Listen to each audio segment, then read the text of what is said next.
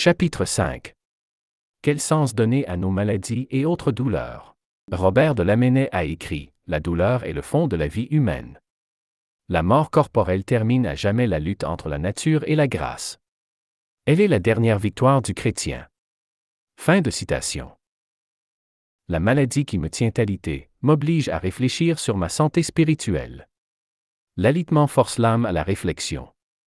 Le docteur Paul Tournier a écrit « La maladie interrompt brusquement la routine de la vie et nous confronte avec notre destin. » Ainsi nous remarquons que ce ne sont pas les choses agréables et joyeuses de cette vie qui poussent les hommes à s'élever plus haut qu'eux-mêmes, mais les choses désagréables. Lors d'une épreuve personnelle, Louis Veuillot a dit « Mon cœur est bien atteint, mais c'est un poids salutaire et une flamme purifiante. Je me sens meilleur et moins en péril que dans la joie. La joie nous endort sur le bord du précipice. » Fin de citation. La vie présente n'est qu'un passage, une transition. Bien insensé celui qui bâtit sa maison sur un pont. L'homme ne découvre le sens de la vie que lorsqu'il prend conscience qu'il est mortel. En ce qui me concerne, les souffrances morales et psychologiques ont été de grandes pédagogues. Elles m'ont permis de découvrir le royaume de Dieu et d'acquérir un tout nouveau sens des valeurs. Je veux dire, tout mon ancien système de valeurs, auquel j'étais habitué dès ma naissance, s'est totalement effondré. Des pans de citadelle sont tombés dans la mer. Toute ma compréhension de la vie s'en est allée dans une direction que je n'aurais jamais pensée auparavant. Un homme habitué de ne penser qu'à son bien-être, qui est placé soudainement devant la mort, est bouleversé, il devient quelqu'un d'autre. Lorsque nous retrouvons la foi, ou plutôt lorsque la foi nous retrouve, elle engendre une révélation nouvelle de l'existence qui est irréversible. Habitué à vivre sur un plan horizontal seulement, voilà que j'ai graduellement perçu une troisième dimension, une verticale, qui s'appelle l'éternité. Cette contemplation a fait transcender toute mon existence et a éveillé mon cœur aux voies divines. Lorsque le sage pointe la lune, l'idiot regarde le doigt, dit le proverbe. Jusque-là j'avais été cet idiot, maintenant je suis devenu le doigt, et il n'y aura plus jamais de retour. La maladie, les peines, la vieillesse et la perspective de la mort perdent totalement leur aspect tragique. Les aigles ne sont pas accaparés par les petits oiseaux, ils volent plus vite que tous. Bear Albriton a raconté que durant la Deuxième Guerre, alors qu'il était soldat, il devint dépressif. Il a écrit que durant cette période, avec la mort qui planait au-dessus de sa tête chaque jour, il ne pensait pratiquement à rien d'autre qu'à l'éternité. La confrontation de notre mortalité s'avère positive en ce qu'elle force l'homme à s'élever au-dessus de sa vie présente, à chercher son Créateur et à retrouver cette union intime avec lui. Bref, la dépression de M. Albriton lui fit trouver une foi très réelle qui changea son existence tout entière par la suite. À quoi servent les contrariétés de la vie? Elles servent le même but que le mors dans la bouche des chevaux. C'est-à-dire, à les maintenir sous contrôle. Ne soyez pas comme le cheval, comme le mulet, qui n'a pas d'intelligence, dont l'ornement est la bride et le mors. Psaume 32, 9. Acceptons de bon cœur les limites imposées par le Seigneur. Comme le mors sert à calmer la volonté rebelle du mulet, le Créateur se sert de toutes nos contrariétés comme autant de leviers pour nous emmener en des réflexions salvatrices et dans une consécration spirituelle plus profonde. Ce qui contribue toujours à notre plus grande harmonie intérieure. Le lit de la maladie nous poussera à réfléchir sur le manque de sincérité avec laquelle nous avons peut-être pratiqué notre foi dans le passé. Le lit de la maladie nous appelle à purifier notre cœur de toute légèreté à l'égard de Dieu. Chaque maladie est un creuset. La maladie nous presse à nous préparer à la rencontre de Dieu et nous fait urgence de nous repentir de nos fautes. Dieu jugera et rendra à chacun selon ses œuvres. L'alitement est une grâce, il possède des vertus totalement sanctifiantes. Elle nous exhorte aimablement à mener désormais une vie plus spirituelle. Si nous sommes dociles et attentifs à la voix de notre conscience durant notre affliction, nous sentirons comme une main amie posée sur notre épaule, nous invitant à retirer notre cœur de sa boue. L'apôtre Pierre exhortait les nouveaux convertis ainsi, « Sauvez-vous de cette génération perverse. » Actes des Apôtres, 2:40. À défaut de ne pas avoir eu la sagesse de le faire auparavant, l'alitement nous donne une opportunité, gracieuse à l'accomplissement de cette sainte séparation du cœur d'avec le mal. La maladie nous force à réfléchir et à nous poser les vraies questions, celles qui nous remettent devant les vraies raisons de notre passage sur la terre, telles « Me suis-je efforcé de faire du bien autour de moi et de pratiquer la justice envers mon prochain? Ai-je consacré assez de temps à ceux que j'aimais? Ai-je eu de la compassion pour mes frères et sœurs, mes parents, les démunis, ou ai-je vécu dans un confortable égoïsme? Etc. Rien, mieux que l'alitement, ne peut aider une âme à prendre conscience de ce qu'elle a été, de ce qu'elle est, et de ce qu'elle sera en continuant. L'hôpital fait malheureusement partie de l'expérience humaine, mais beaucoup en ressortent avec un enrichissement spirituel énorme. Sertillange a écrit « Dieu veut que la douleur provoque en nous une aspiration, non une dépression, un progrès et non pas une chute. » Fin de citation. Le païen, quand il souffre, croit volontiers que son Dieu l'abandonne, mais se ressouvenant du calvaire, le chrétien reconnaît son Maître. Sur la croix comme Jésus, avec Jésus, il se sent sur le chemin du ciel. Cette association de souffrance avec le Christ signifie l'apaisement et la simplification de toute la vie. Être cloué au lit, c'est être crucifié avec Christ. Participer à ses souffrances, c'est s'assurer une faveur privilégiée du Père. Les afflictions ne sont pas mauvaises, ce sont les yeux qui en ont peur.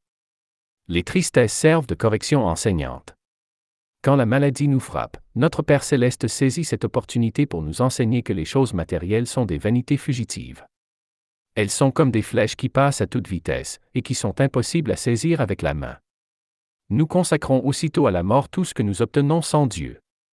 Méprisons les richesses de la terre afin de pouvoir acquérir celles du ciel. Les richesses font courir à l'homme le danger de perdre son âme, elles l'exposent à la mort spirituelle.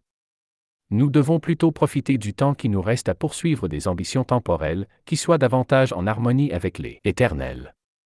La maladie déracine en nous l'orgueil, y sème et fait grandir la plante utile de l'humilité. L'esprit d'abandon est une vertu si belle et si rare qu'elle fait quelquefois descendre Dieu du ciel pour la regarder de plus près. Durant ma première année de vie chrétienne, je faisais beaucoup d'évangélisation avec d'autres jeunes. Une après-midi, je suis revenu malade et très fiévreux. Je venais de rendre témoignage devant plusieurs classes de jeunes dans une polyvalente. Je suis immédiatement allé au lit, car mes jambes ne me supportaient plus. Fiévreux et malade, mon pauvre corps était battu, humilié et dans un état de grande faiblesse. Arrivé au soir, j'étais couché sur le dos et je priais, quand soudain, à la hauteur du plafond, je me suis mis à sentir la présence glorieuse de l'Esprit de Dieu planer au-dessus de moi et se mettre très lentement à descendre plus près de moi. Mon cœur s'est mis malgré moi à bondir et à battre très rapidement. Cette présence était à la hauteur du plafond et est lentement descendue vers moi de quelques pieds.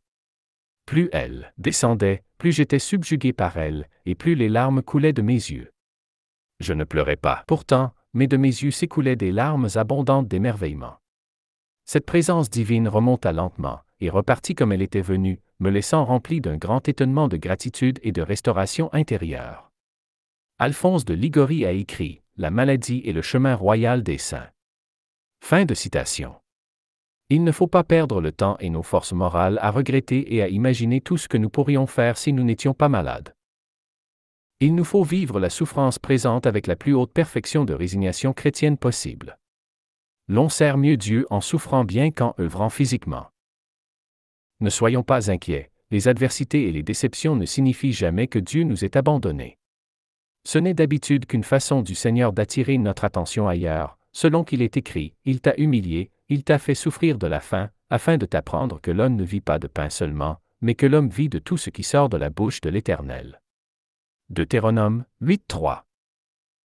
Cette prise de conscience au sujet de la précarité de la vie sur terre pousse à rechercher un mode de vie qui s'élève au-dessus du matériel et à donner plus de spiritualité à son existence triste. Saint Augustin a écrit « Qu'y a-t-il de plus beau et de plus doux, parmi les ténèbres et les amertumes de cette vie, que de s'occuper toujours de la pensée des choses célestes et d'être toujours en esprit, dans le séjour éternel de la véritable joie. » Fin de citation. À l'heure de notre mort, les choses qui nous paraissaient importantes, comme notre travail, notre argent, nos ambitions, nos haines et nos amours, révéleront toute leur nature futile. De même, les choses que nous pensions peut-être futiles, comme la religion, l'humilité du cœur et la sainteté de la conduite, le mariage, la prière, les petits gestes de bonté, les petites paroles échappées par tendresse, les décisions justes en faveur du prochain, deviendront les valeurs les plus importantes de toutes. Pourquoi Dieu ne punit-il pas toujours les méchants? Pour la même raison que les bons ne sont pas toujours traités justement, c'est-à-dire parce que nous vivons dans l'ère de la grâce. À son retour, nous entrerons dans l'ère de la justice. Alors chacun recevra selon ses œuvres. Car il nous faut tous comparaître devant le tribunal de Christ, afin que chacun reçoive selon le bien ou le mal qu'il aura fait, étant dans son corps. 2 Corinthiens 5:10. Poursuivant le plaisir, l'âme perd la raison, mais dans les approches de la mort, la raison revient. Je pense qu'aux abords de la mort, un état d'esprit nous isole de la terre.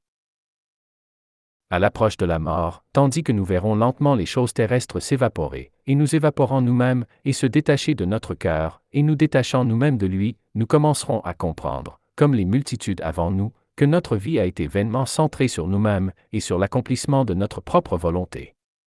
Nous comprendrons pourquoi certaines personnes, jusqu'à nous importuner, nous parlaient de l'importance de leur foi.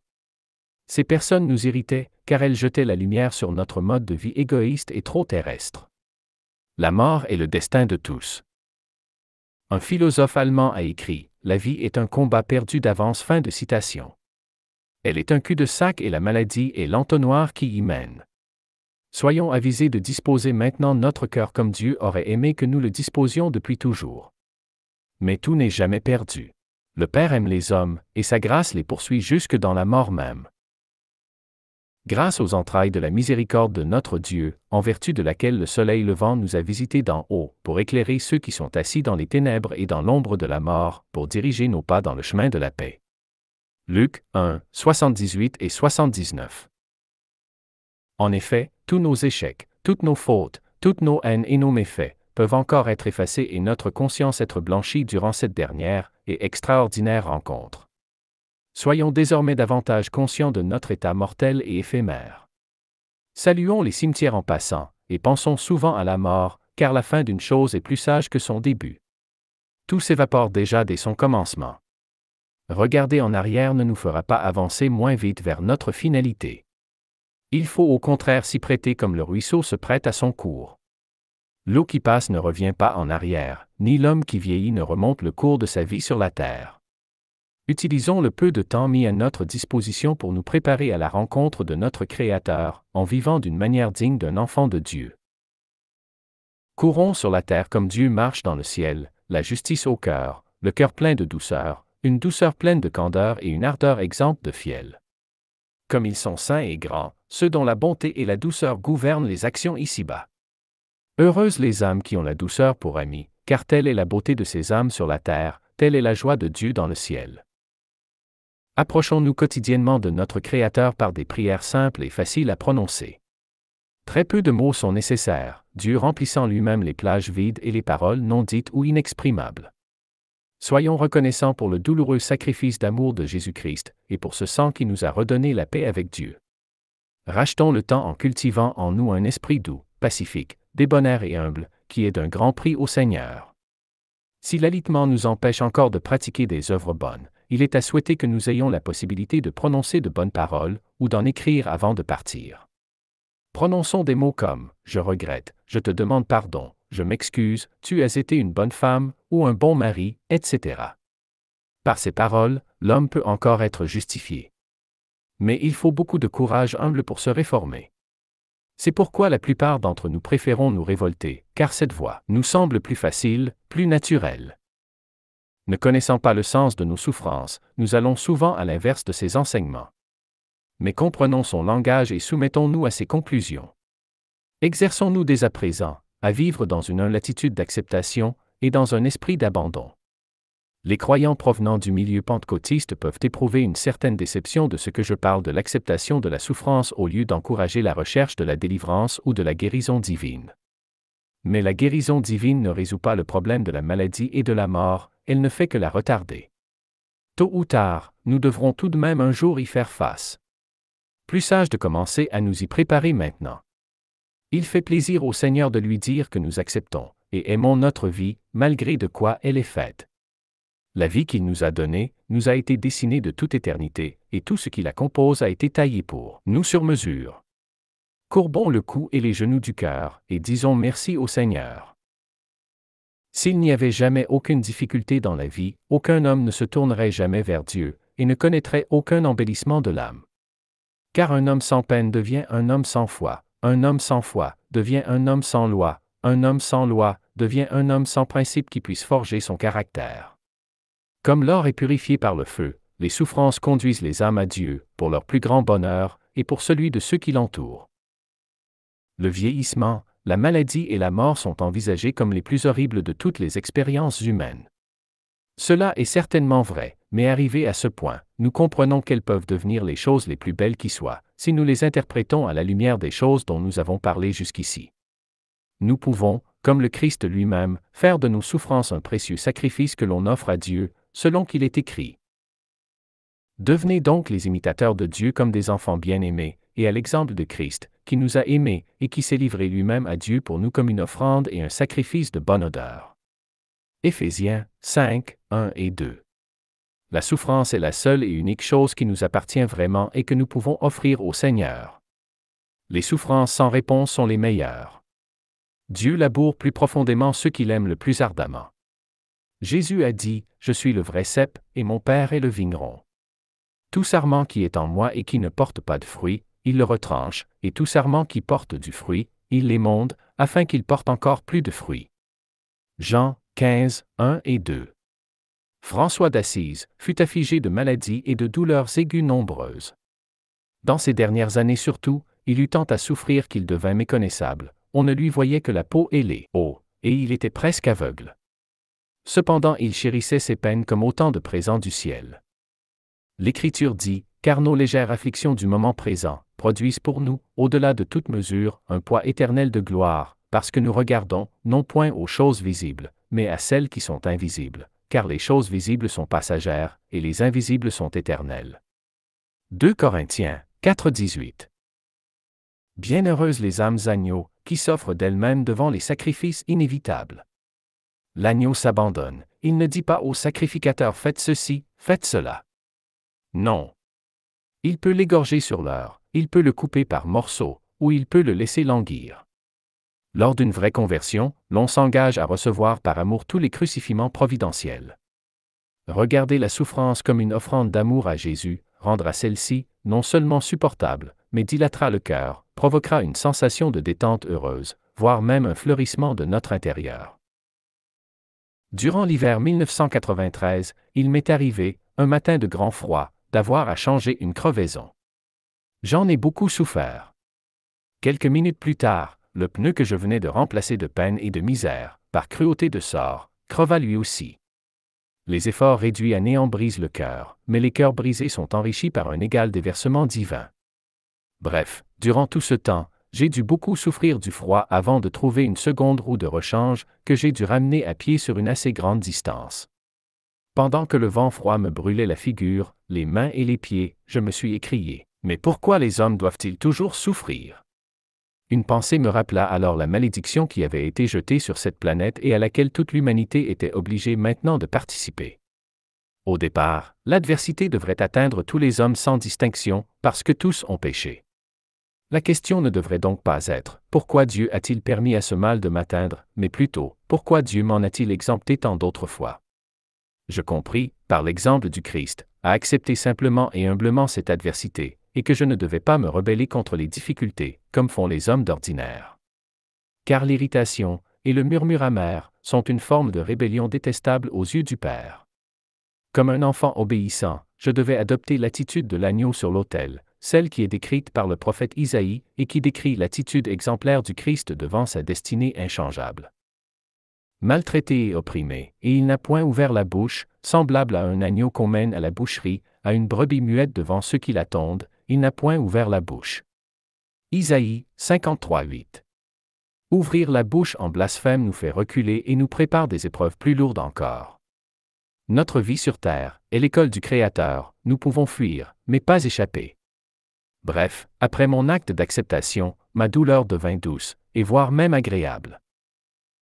Au départ, il nous faut savoir que nous existions avant de venir sur terre, et que nous y sommes venus pour y apprendre l'obéissance volontaire, y subir une transformation soulageante et bienfaitrice. La poussière retourne à la terre, et l'esprit retourne à Dieu. Ecclésiaste 12, 9. L'enfant prodigue est parti de chez son père, est allé séjourner en terre lointaine avec les cochons, et il est revenu chez son père d'où il était parti. Voir Luc 15. Que ceux qui souffrent selon la volonté de Dieu remettent donc leurs âmes au fidèle Créateur. Pierre 4, 19. Lorsque nous souffrons de quelque façon que ce soit, nous communions avec l'humanité souffrante tout entière et participons aux douleurs réparatrices. Il est vain de s'irriter envers le Seigneur, l'irritation nous fait reculer. L'humble acceptation des choses que nous ne pouvons changer est la marque d'un caractère humain devenu adulte, mature et tel que Dieu l'a toujours voulu pour nous tous. Les souffrances humaines deviennent des choses très saintes lorsque nous y répondons avec une sainte attitude. En livrant docilement notre chair et notre esprit à son inéluctable destin, nous pouvons faire de nos souffrances une chose vraiment très belle devant Dieu, tel un parfum offert aux flammes de l'autel, et qui monte directement devant le Créateur. Dieu est fier de ses enfants qui l'imitent et rendre Dieu satisfait, et la garantie qu'il nous rendra tel en retour. Affecter une attitude soumise est d'un grand prix devant Dieu, qui cherche sans cesse à élever nos âmes au-dessus d'elles-mêmes et les rendre heureuses. Ce bonheur devient encore plus assuré quand il s'agit d'une souffrance injuste. Les gens heureux sont arrogants et souvent immunisés contre la pensée de Dieu. L'adversité a pour but de broyer toujours plus avant la nature rebelle innée, qui sépare l'homme de Dieu, et peut même, par la suite, le conduire à une sainteté notoire. Tout ce qui détruit la chair édifie le cœur. Tout ce qui abaisse l'orgueil élève l'âme. La relativité du succès de cette œuvre dépend entièrement de notre coopération. La docilité rend l'homme semblable à l'ange. Lorsqu'elle est reçue avec humilité, la souffrance d'un seul homme concourt au plan sanctificateur de Dieu pour l'humanité entière. Élisabeth Lesser a écrit « Une âme qui s'élève, élève le monde ».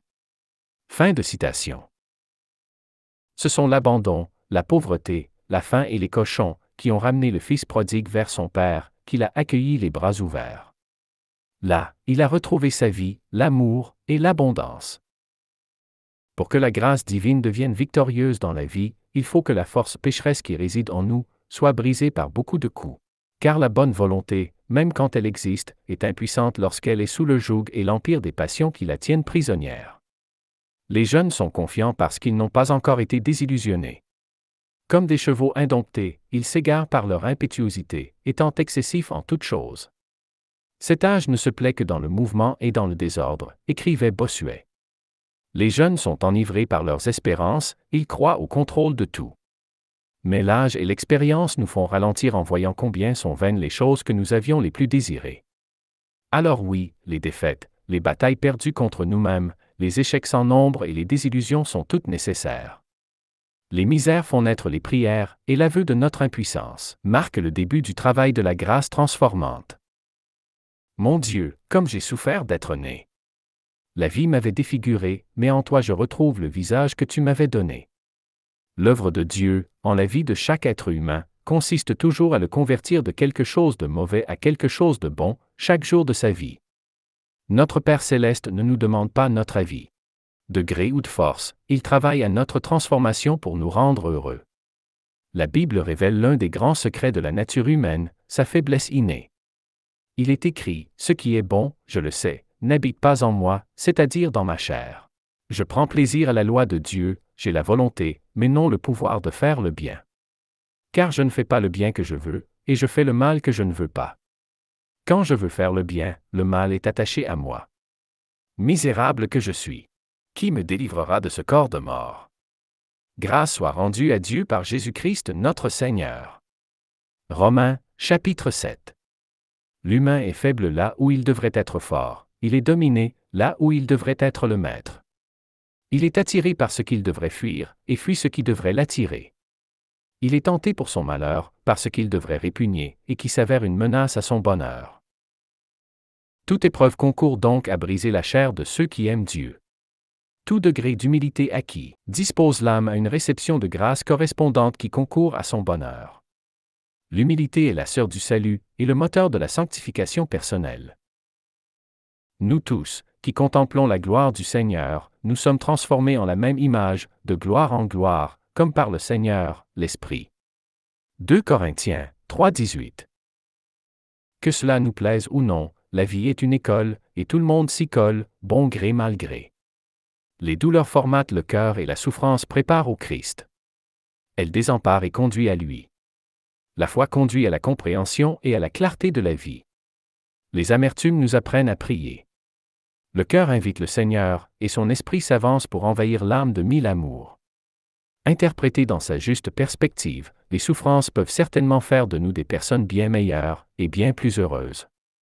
Les peines assagissent, et les nuits de la vie tendent toutes à nous rendre plus humains, et à inonder nos âmes d'une tendresse de cœur, qui s'écoule ensuite sur les autres.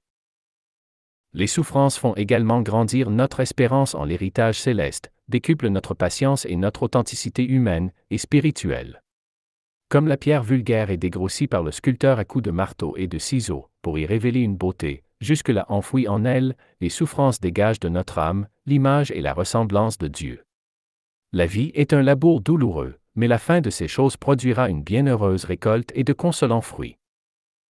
Tu me feras connaître le sentier de la vie, il y a d'abondantes joies devant ta face, des délices éternelles à ta droite. Psaume 16:11. La vie présente est une longue perte et pleine de misère. En ce monde nous ne sommes point en notre demeure, mais en pèlerinage. La vie est un exode. Nous n'avons point ici-bas d'habitation permanente. Hébreux 13:14. On confond souvent ce qui est souffrant avec ce qui est mauvais, alors que nous devrions soigneusement les distinguer. Dans une vie sans souffrance, quel sens aurait encore la patience, le dévouement et le sacrifice de soi? Si la souffrance venait à s'éteindre partout dans le monde, tout ce qui est honorable et pur, tout ce qui est aimable, vertueux et digne de louange s'éteindrait avec elle. Le sens de la souffrance se découvre dans l'amour de Dieu et l'amour de la ressemblance à son Fils. La vie est un voyage à travers les contrariétés, et personne ne s'en sauve. Mais nul ne souffre en vain qui aime le visage de Dieu. Au milieu des contrariétés acceptées, l'amour pour Dieu s'accroît, car nous y entrevoyons comme par éclair sa beauté. C'est pourquoi le disciple soupire vers le ciel, à mesure qu'il souffre sur la terre. C'est le propre de la douleur que d'embellir le cœur. L'amour apaise tout ce qui est inquiet, et rend divin tout ce qui était laid. Mon Père, pourquoi m'as-tu abandonné? Matthieu 27:46. Il m'arrive souvent de boire à la coupe du fardeau moral du Christ, mais tant que je m'identifie au Christ, je peux demeurer en état de sérénité. Incorporons par la foi nos larmes dans les siennes et leur amertume en disparaîtra. La joie de lui ressembler en quelque chose est consolante et nous en fait oublier le fardeau. Un espoir refusé, un amour trahi et une attente différée font s'écrouler l'esprit et le cœur, mais la sainteté des larmes, qui en naissent, témoigne d'une transformation intérieure toute céleste et marque un grand progrès dans la foi.